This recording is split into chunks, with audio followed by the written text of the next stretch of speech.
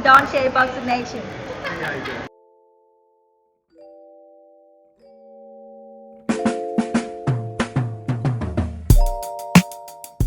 Dontaesboxingnation, what's going on, guys? So since we had this great fight this past weekend with Fury and Wilder, everyone has been trying to figure out, why did Deontay Wilder look so tired? Why did he look so weak? Why did he look so gassed? It seemed like almost from the second or third round on. And I've been telling you guys, it looked like he was a dead man walking. It looked like he was a zombie.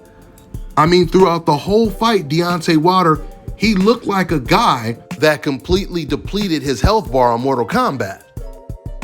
And he's completely out on his feet. Like, you guys remember when Mike Tyson fought Trevor Berbick and Trevor was just damn near stumbling all across the ring? Or even more recently when Shane Mosley, when he staggered Floyd Mayweather. And Floyd was a little out of it for a minute or two, right? Deontay Wilder fought the whole fight looking like this. So Deontay Wilder, he finally revealed why he looked like that in the fight. Now, Tay Jones, who's part of Deontay Wilder's team, and he's a pro fighter himself, he revealed that he talked to Deontay Wilder and he asked him this question. He said, "Why did you look so tired the whole entire fight?"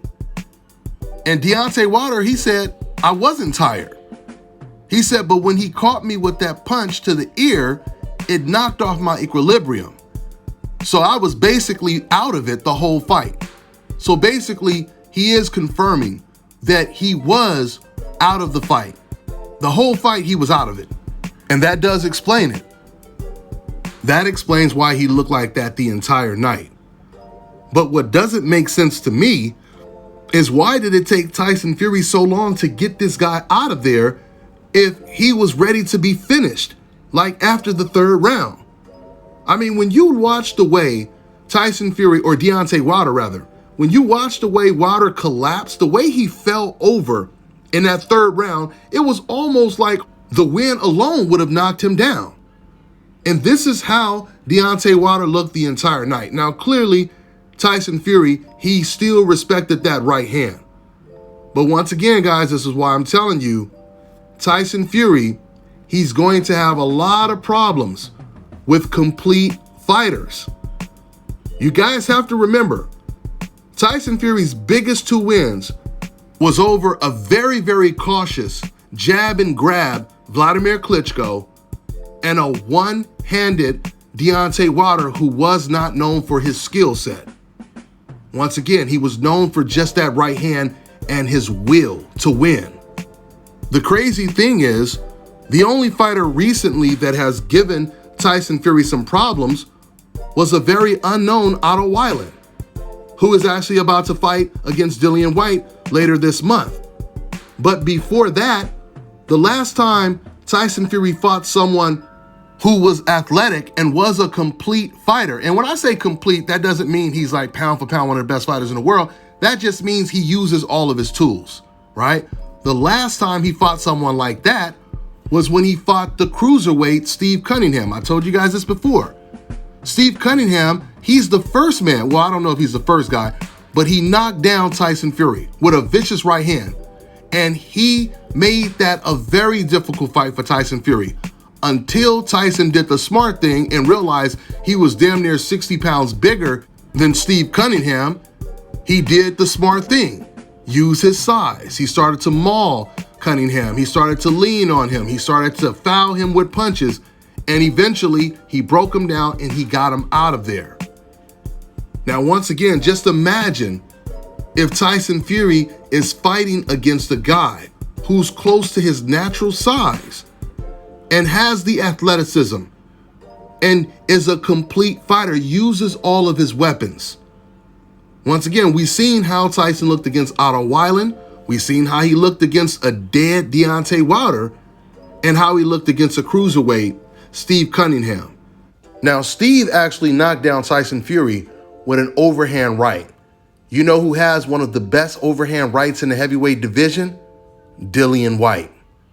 In fact, I wouldn't be surprised if all those times he knocked down Tyson in sparring, some of those knockdowns were probably by an overhand right. Tyson Fury is going to have a lot of problems if he gets in the ring with anyone like a Dillian White, a Jared Anderson, or even Perez. I was really impressed with Perez. I was not impressed with Perez until I seen how he fought against Ajaba. This was his first step up in competition, and you really don't know how good these fighters are until they step up in competition. And I was really impressed. Before that fight, I didn't really think a whole lot of him. But that fight right there completely distinguished him from the majority of other heavyweight prospects. See, if Tyson Fury really wants to be compared with great heavyweights like Lennox Lewis, then he's going to have to go after those young lions coming for his head, because this is what Lennox Lewis did.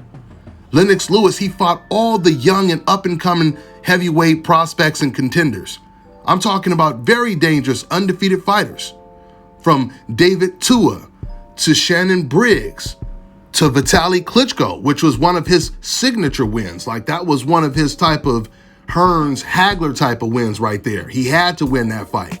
So while there's no doubt that if Tyson Fury were to retire right now, he leaves behind a great legacy. But at the same time, like I said, if he wants to be compared to the great greats, then he's going to have to really challenge himself. We have not seen him fight a heavyweight that is a complete fighter yet.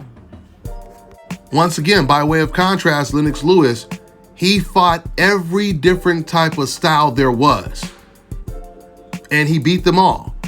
And even when some of those guys beat him, he came back and he avenged those losses. So let's see. Let's see how high he wants to be rated when it comes to his legacy. Now, as far as Deontay Wilder goes, Malik Scott, he's saying that he wants Deontay Wilder to really take some time off. He talking about like some serious time. That might mean a year or two. And that probably would do Deontay Wilder some good. I told you guys, when fighters take L's, especially when they've been stopped, that takes a lot out of a fighter. You know, some fighters, they come back, they're the same. Some are worse, some are better. Manny Pacquiao was better after being knocked out twice. Terry Norris, he ended up becoming pound for pound the best fighter in the world after he had got knocked out for the first time. And then you have fighters like Roy Jones, who got knocked out and was never the same. And I truly believe the punishment that Deontay Wilder suffered in that second fight, that really affected Deontay Wilder, and he's no longer the same fighter.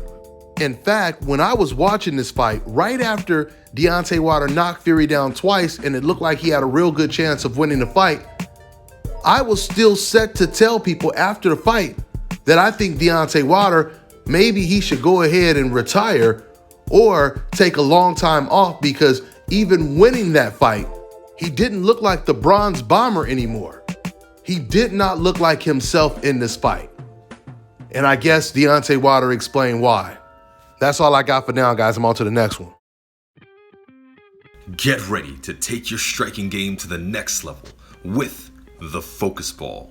Dramatically improved footwork, timing, head movement, hand-eye coordination, reflex, and overall fight IQ. It's lightweight and extremely portable, so you can train every time, everywhere. When you don't have a coach to do mitt work, get a Focus Ball. When you don't have a heavy bag to hit, get a Focus Ball. When you don't have a sparring partner, get yourself a Focus Ball. And when you just want to have fun punching and kicking, get a Focus Ball. When you train with the Focus Ball, you train your eyes and your brain to read punches so that you can hit and not get hit, making this very simple device a must-have for all combat sports athletes and enthusiasts alike. So if you want to take your striking game to the next level, don't wait.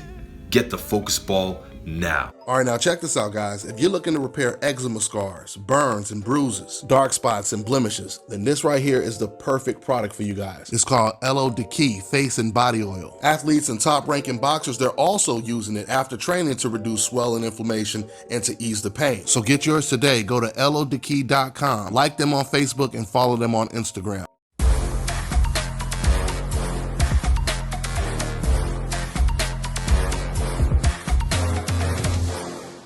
My name is Chris, and I'm all the way here from Anchorage, Alaska at ScalpCarolinas, and I'm here for my second treatment of SMP. Well, I was sitting at home one day and going over my Facebook page, and they have different, like advertisements popping up, and I saw one for SMP, and I saw some pictures of some guys, before and after, and I was looking at that, and it caught my attention. So I Googled it, SMP. Nothing showed up in my area. So, I did a little more research, and all of a sudden, ScalpCarolinas popped up in the web browser. So I started watching his videos and seeing all the reaction from all the other people. We talked on the phone, we made appointments and everything. I sent him pictures, and he looked at them, and I was like, can you fix this? And he pretty much said, no problem. My first session, he made me feel extremely comfortable. It was almost like I was talking to family. He started, and during the whole treatment, we talked and about our families and our life, and and things that he does and things that I do. And before I know it, the first session was over. When you see someone doing something that they love, as much as I see Enoch Glover love what he does, it shows in his work. I wouldn't point anyone in any other direction but here to North Carolina, ScalpCarolinas, to get this done.